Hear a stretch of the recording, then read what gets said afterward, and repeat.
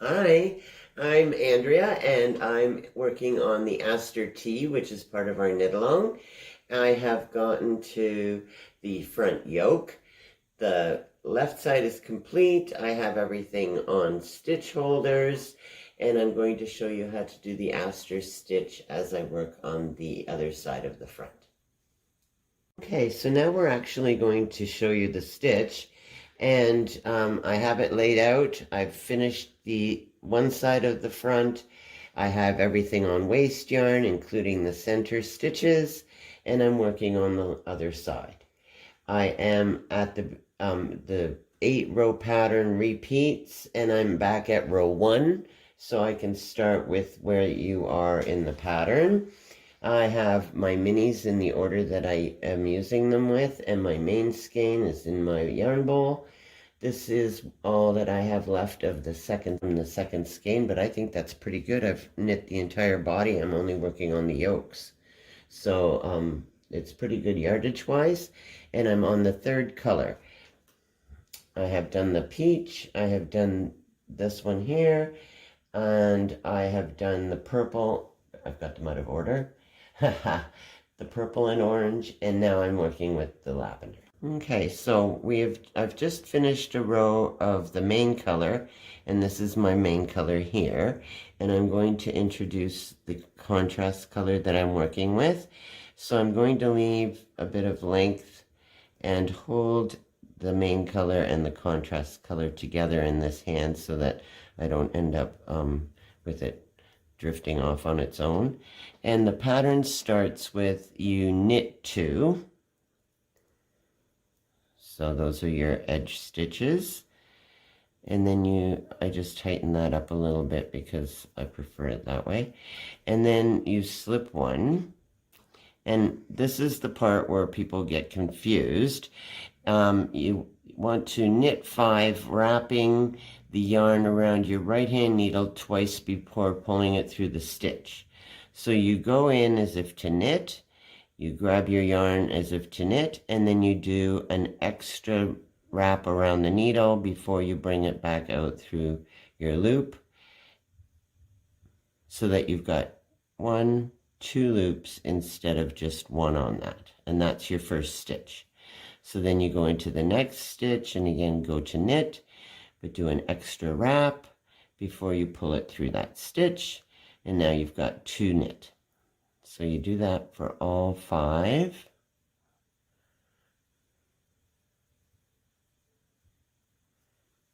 Four, 5. You've got 1, 2, 3, 4, 5, but you've got actually 10 little loops on your needle. The next one is a slip stitch of your main color, and then you do another 5 stitches the same way. 1, 2, 3, 4, 5. Okay, and you don't want to pull them too tight. You want them to move nicely on your needle, because if you pull it too tight, that extra loop gets stuck on the end of your needle when you go back in the other direction. So that was 1, 2, 3, 4, 5, slip 1, and I'll do one more. So we're going to do one more Aster stitch setup. You knit 5, you go in the first one as if to knit, do an extra wrap, pull it through your stitch, and that's 1. You go in, wrap it twice, pull it through, that's 2. Go in your stitch, wrap it twice, go through, and then you do 4 and 5, and then you do a slipped stitch. So this is how it looks on your needle. You've done your beginning, and you knit 5, slip 1, knit 5, slip 1, knit 5, slip 1. And I'm going to do across the rest of the row, and I'll show you what you do at the end. Okay, so I'm on my last set of 5. I've done 3. I'm going to do the last 2, and then the pattern tells you to go to the last 3. You slip 1, And the last 2 edge stitches, you simply just knit those the normal way. And then we're going to turn and go back. All right, so now we're going to do row 2, which is the wrong side, and we're purling. So the first 2 stitches, the edge stitches, we're just going to purl them the regular way. Then it says to slip a stitch. Don't get confused, you're on the purl side, so you slip with yarn in front, not yarn behind.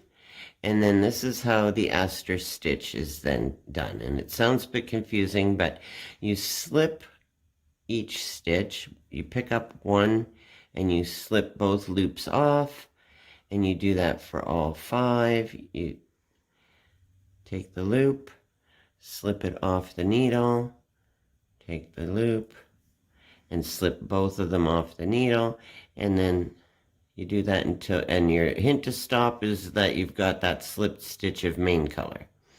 So then you've got these stitches on the wrong side, so you have to put them back over on your left hand needle, and what you've got is 5 elongated stitches, and that's what the extra loop did, was make them long like that. Now we're going to purl these, and you go through all 5 stitches, and then you purl. You do not take it off your needle. You now do a yarn over and go back in. I put my finger on it so it doesn't move. You go back through, you do a second purl, you do another yarn over, you go through, and you do another purl. It's not tight, it's not hard to get in there. You've got 1, 2, 3, 4, 5 loops back on your needle, and you can take that the left hand needle out now. And that's how you get the 5 stitches gathered together and then spread back out. So we'll continue, and I'll show you another one. You slip with your yarn in front, the main color, and then you take those 5 stitches and you take the 1 loop and you take both off the needle 5 times all the way to the next slipped stitch. That's your clue to stop. You don't have to count every time. And then you take those 5 stitches, 1, 2, 3, 4, 5, and put them back on your left hand needle. You see them there, the 5 stitches. You put your needle through all 5 at the same time, and you purl. You do a yarn over, you go back through and you purl a second time. You do a yarn over, you go in again, and you do the third and final purl, so that you have your 5 loops on the right hand needle, and then you can take those ones off the left. Okay, so we're back, and I'm doing the 3rd row now. I've completed all the asters on the wrong side, and I've cut my yarn, so I have 2 ends here. We're back to working with the main color. So rather than at the end have to weave in all your ends, we're going to weave it in as we go, and I'll demonstrate that as I show you how to knit off the Aster cluster. So the first stitch, this entire row is knitted. So we'll knit the first stitch. I've held onto those 2 ends so that I don't get a big loop. But basically what I'm going to do is I'm going to take the 2 ends, and between each stitch, put them over my working yarn and tuck them back to the side. Knit a stitch. Get my ends, put it over the working yarn. Of course, now it's all okay. Over the working yarn, tuck it back to the side. Do a knit. Yarn over your main color. And then knitting the cluster, you just knit 1 loop at a time. If you need to, just sort of loosen it up from this end, and then knit 1. Of course, I'm still weaving, so I only weave for about 10 stitches or so, give or take a few, and up and over. I'm going to stop weaving on this one. I'll just sew that in later. I just wanted to demonstrate that. So you've knit the 5. So you've got your aster there, and then you knit that slipped stitch in between, and you just continue to knit all the way across. And what has happened is that you've taken 5 stitches, knit them together, and spread them back out. So you started out with 5 stitches underneath, and you have 5 stitches again on top. There's no, nothing was lost or gained. And I'm just going to continue to knit across.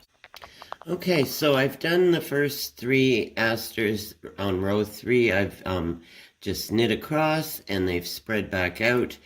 As you can see, when I do the 4th row on the way back, you knit the majority of that row, except the end ones you purl, and that's what gives you this garter stitch look underneath the asters, and it makes them look like they're in a little field or something. I think they're so cute that way. And that's the slipped stitch in between. So it looks like you've done something really complicated. You've only worked with one color at a time. Happy knitting, everyone.